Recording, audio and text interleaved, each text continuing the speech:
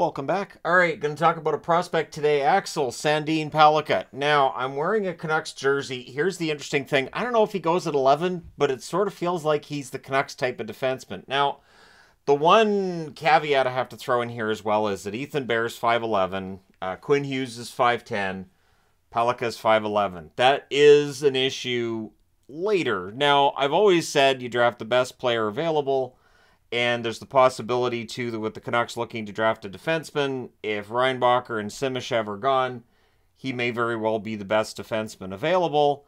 There's also Wallinder in there as well, so we'll see. But I'm figuring Canucks, he's a Swede. Sure, why not? So, he is 5'11", 180 centimeters, 181 pounds, 82 kilos. So he does have an NHL frame now.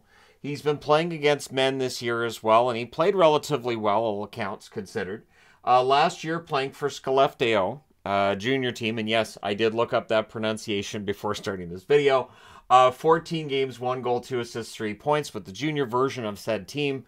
With the junior team this year, 31 games, 16 goals, 20 assists, 36 points.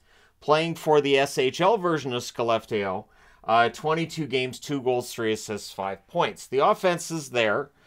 He's considered to be a smart puck-moving defenseman. A lot of the rankings that I saw and just the overall reports were about how intelligent he is and how well he sees the play on the ice.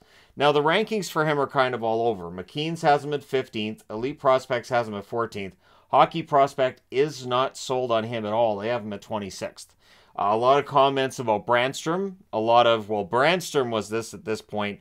Pellikka isn't seen as being as good, so therefore, my only issue with that is this, and this is where I understand where scouts are coming from, but we always talk about this. The player that you see at 18 is not necessarily the player you see at 21 or 22. So, Brandstrom maybe doesn't become that player that he was expected to be in Ottawa, right? It does not mean that Pellikka, if he's lower right now in expectation than Brandstrom was in his draft year, it doesn't mean he continues to trend in that direction. And that's the thing, right? That's where, as fans, we see this. And I would think as a general manager, you have to consider that too, where you say, okay, the scouts say this, however, he does still look good. And that's the thing, right? So Sportsnet has him at 12th. The Hockey News has him at 14th. Dauber Prospects has him at 9th. McKeen's is much more shining in their looks at him and in their overall opinion of him than Hockey Prospect. Again, smart, puck-moving defenseman.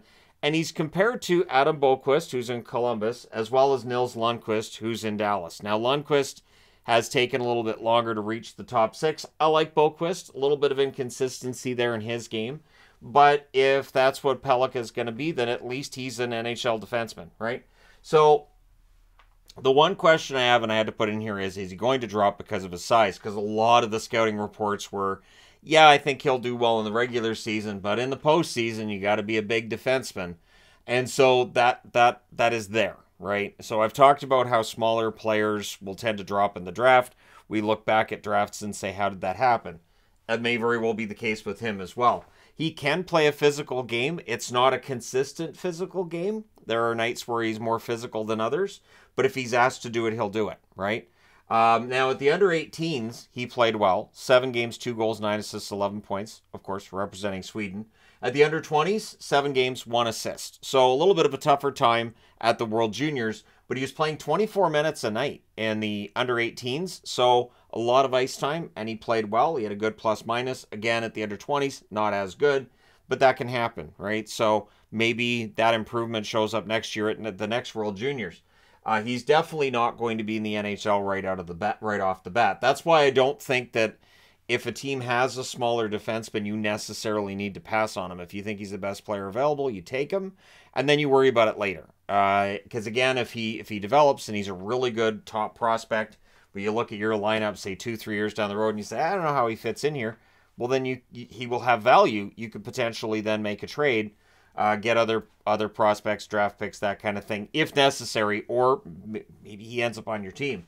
So he's a good skater, makes smart plays. He's good defensively, not great.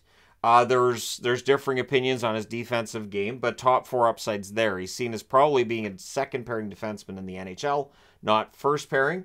And again, the smart plays. He sees the ice very well. He's deceptive. As a smaller player, you kind of have to be. You kind of have to be able to fake guys out, and apparently he's got a good head fake to his game. There's a very slim chance he ends up being the first defenseman off the board. I would say it's not necessarily based on the overall talent. It's the size. It is going, and we're going to hear a lot of that about him. I would think on draft day we'll hear, well, you know, Pellikka is one of the smaller guys. But again, I'm wearing Canucks because it feels like maybe if the Canucks are looking for a defenseman, maybe this is their kind of guy. Maybe you end up trading down. Maybe they trade down from 11th. I will not be happy if they do. But again, they need a defenseman. This has been all the rumbling is about them getting a defenseman. I also think they could use more help down the middle. Again, looking at the long-term picture. But he interviews well, which could help, meaning that, you know, when GMs sit and talk to him, scouts sit and talk to him, he's smart. He knows the game very well. He's very affable. He's very likable. And so that could help him too. We have heard players who don't interview well drop, players who interview well rise up in the draft. We can have a debate about how smart that is or isn't, of course, at a later date. But then the other thing with him is, since he's on the smaller side, but he has the offensive part of his game, what is his quarterback potential? And he's seen as probably a number 2 quarterback, so your second pairing, your second unit quarterback on the power play, not necessarily first unit quarterback. But with defensemen, it's hard. It is tough. And with defensemen, it feels like there's more hit and miss than there is with forwards because it can take longer. So with Sandin-Pellikka, it is likely going to be, I would say, 2, maybe 3 years. He ends up getting into the NHL. Maybe he ends up surprising us and makes it sooner. But from everything I'm reading, it does sound like he'll need more time in the SHL. You would at least want him to play in Skellefteå next year and get that chance to play against men, build up his game, maybe add a few pounds, and just become a better player, and then maybe try to push for a roster spot the year after. But he's an interesting prospect. I'd like to know your thoughts as well in the comment section below.